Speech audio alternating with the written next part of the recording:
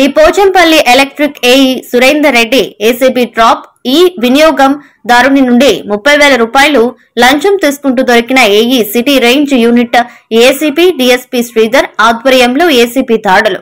ప్రగతి నగర్ కి చెందిన ప్రసాద్ అనే వ్యక్తి తన గృహం సముదాయ 11 kV లైన్ ను మార్చడానికి మరియు ఫిర్యాదుదారుడి భవనానికి కేబుల్ వేయడానికి పని అంచనా వేయడానికి 30,000 రూపాయలు లంచం డిమాండ్ చేసినప్పుడు అవినీతి నిరోధక శాఖ అధికారులను సంప్రదించిన బాధితుడు ఫిర్యాదు స్వీకరించి ఏసీబీ సిటీ రేంజ్ యూనిట్ లంచం మొత్తాన్ని ఏఈ నుండి స్వాధీనం చేసుకున్నారు.